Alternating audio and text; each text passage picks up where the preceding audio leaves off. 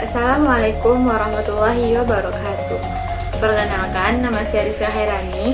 Saya berasal dari Padang Panjang, mahasiswa jurusan Sejarah Peradaban Islam Universitas Islam Negeri Imam Bonjol Padang dengan NIM 2311020039.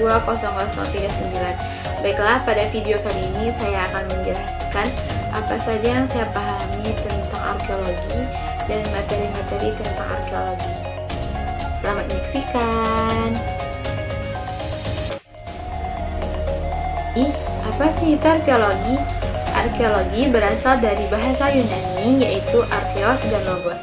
Arkeos artinya kuno atau purbakala, sedangkan logos artinya adalah ilmu. Jadi definisi sederhana dari arkeologi adalah ilmu kekunoan atau ilmu purbakala. Menurut KBBI, arkeologi adalah ilmu tentang kehidupan dan kebudayaan zaman kuno berdasarkan benda peninggalannya seperti perkakas rumah tangga, patung, dan ilmu purbakala. Secara konversial, arkeologi diidentifikasikan dengan ilmu yang mempelajari kepurbakalaan masa prasejarah saja. Tetapi sesungguhnya ruang lingkup arkeologi itu waktunya sangat luas, mulai dari prasejarah, Hindu-Buddha, Islam, kolonial, hingga zaman modern.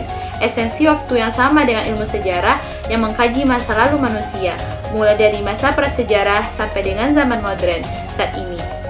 Data arkeologi itu ada 5. Yang pertama adalah artefak.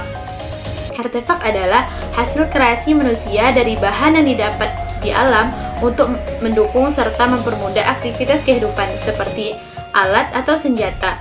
Yang kedua adalah ekofak. Ekofak adalah peninggalan sisa-sisa alam yang dimanfaatkan oleh manusia untuk mendukung pemenuhan kebutuhan hidup serta aktivitas sehari-hari seperti tulang hewan atau sisa tumbuhan. Yang ketiga adalah fitur.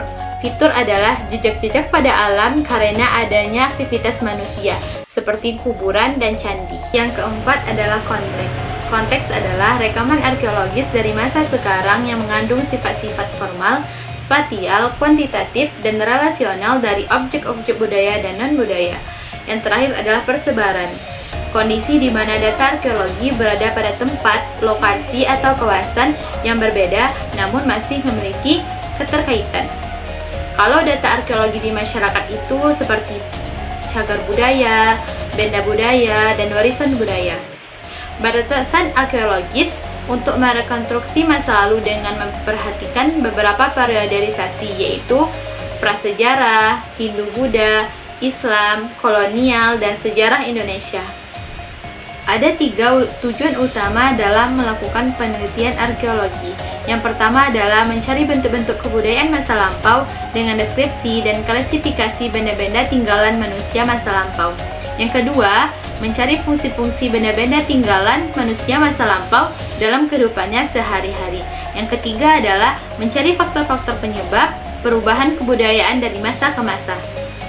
Jadi, kesimpulannya adalah arkeologi adalah ilmu yang mempelajari benda-benda peninggalan manusia masa lampau secara sistematis untuk merekonstruksi seluruh aspek kehidupan manusia di masa lampau.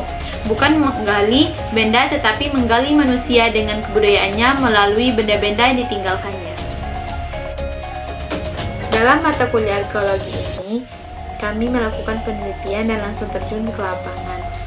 Seperti pergi ke Mae dan ke Bukit Gado-Gado di Padang. Bukit Gado-Gado adalah penyebutan area yang terdapat pada formasi Bukit Padang yang ada di Kecamatan Padang Barat, Provinsi Sumatera Barat.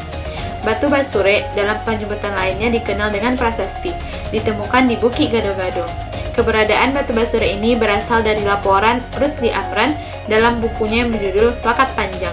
Dalam buku tersebut tertulis sebagai berikut, berkat penyelidikan ahli sebelum Perang Dunia II dan bertanya pada penduduk, ternyata masih ada prasasti yang belum dipelajari. Batu Basure ini terdapat di Gunung Padang, kira-kira di mana berdiri tonggak bendera besar dan tinggi.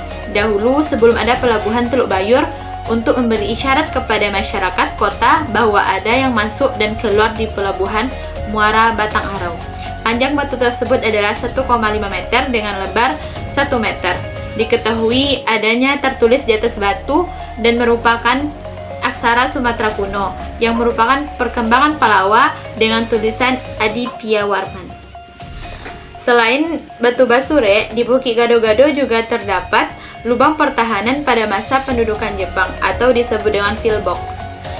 Pillbox dibangun oleh pejuang Laskar Rakyat yang dikomandoi oleh Hatip Sulaiman, Muhammad Yunus, dan Ahmad Yakub Sumarajo.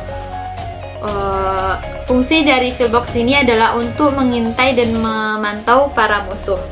Selanjutnya adalah Bukit Peti-Peti. Bukit Peti-Peti ini dimana kita bisa melihat view Teluk Bayur yang berada di posisi selatan dan view sebelah utara adalah Muara Padang. Dan yang terakhir adalah kami pergi ke Muara Pama. Di muara ini terjadi pasang surut dari zaman ke zaman karena terjadinya bencana alam dan perang. Mungkin cukup sekian yang saya sampaikan. Semoga bermanfaat. Unzur maqala wa la tanzur maqala. Saya akhiri. Wabillahi taufiq wal hidayah. Assalamualaikum warahmatullahi wabarakatuh.